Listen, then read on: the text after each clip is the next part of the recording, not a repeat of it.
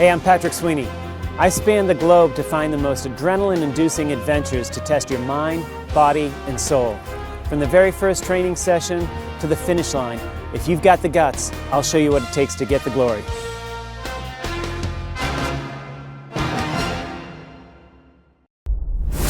Alaska, one of the most rugged spots on Earth, is host to the longest, coldest ultra-endurance event in the world, the Iditarod Trail Invitational, or ITI for short. Every year, hundreds of athletes apply to be selected as one of just 40 adventurers to risk their lives across 350 miles of Alaskan wilderness in the dead of winter.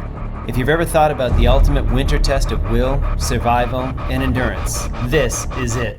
I'm finally up in Anchorage. It's in the single digits. The weather looks pretty good, the trail looks pretty good. I'm a little bit nervous, but I'm feeling good.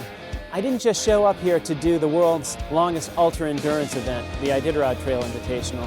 I put a lot of thought and a lot of work into two things in particular, my body and my equipment. So let's take a look at some of the preparation that got me to Alaska in the first place.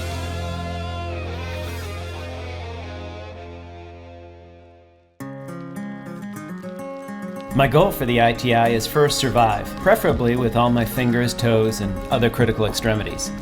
Alaska's pristine wilderness has a deadly edge. Dozens of people every year see their final star or smell their last pine needle in this unforgiving territory.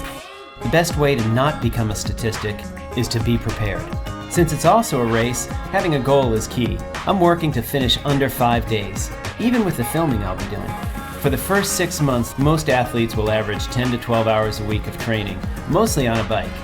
But travel and family commitments mean fitting in cross-training too. Every adventurer will be pushing a two-wheeled behemoth, loaded with pounds of gear and food. Struggling for hours on end up mountain passes requires a strong core and upper body as well. Oh boy. To be safe, you need to ride in as many different conditions as possible. The tough part can be staying in one piece before the race. Hey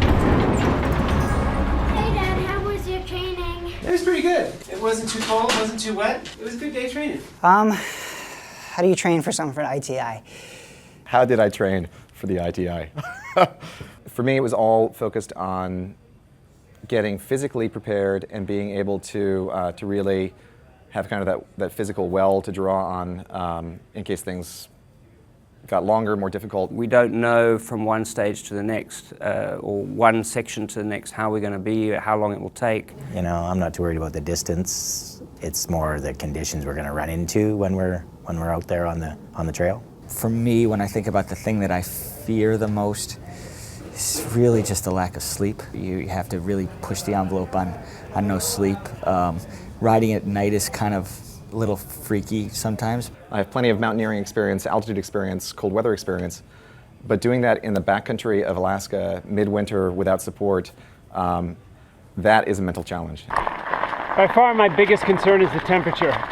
Minus 40 or minus 50, you just don't know how my body or my equipment's going to react. That's really cold.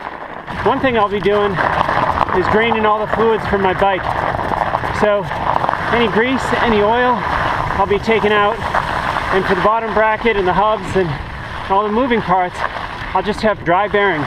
Yeah, dry bearings. And that's going to be better than having grease in there that then seizes up and I can't pedal at all. So those are some of the trade-offs that I'm going to have to figure out when I get up there. I'm back in Boston and this is my last training ride before I leave for Alaska.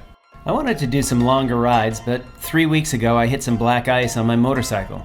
I ended up bouncing my head off the pavement and came to just as the ambulance arrived. I don't mind a concussion, but the bike landed on my knee, stretching and compressing the meniscus. I've been doing my best to ignore the pain and speed recovery. It's a chink in the otherwise battle-worthy armor I've been building for the last 6 months. This is exactly the type of surprise you might get hit with as you prepare for an event like the ITI. It's one of the unknowns you just have to deal with as best you can.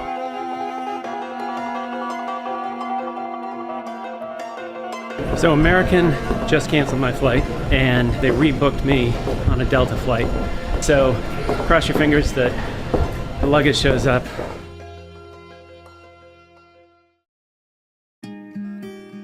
After 16 hours of flying, it's nearly midnight in Anchorage. I only wanted to pick up my luggage, grab the bike, and go crash at the hotel. However, Murphy's Law has gone into full effect, and as you might expect, my bike is nowhere to be found.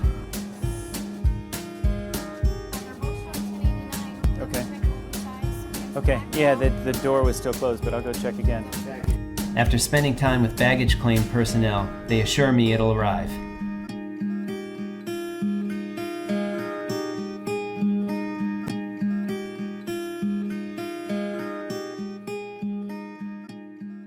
The reason I'm doing this race is for the benefit of the Navy SEAL Foundation. I've been fortunate in my career to work with some of these Navy SEALs, and I know a lot of these very brave men who put their life on their line for our freedoms. When one of them pays the ultimate sacrifice, their families are often left with very little support. That's where the Navy SEAL Foundation steps in. They pay tuition, they pay mortgages, and they really help out the families when someone loses a husband or loses a dad. So I'm raising money for the Navy SEAL Foundation. You can go to the Facebook page and make a donation there, and in the meantime, come on along and see how I do out here in the Alaskan wilderness.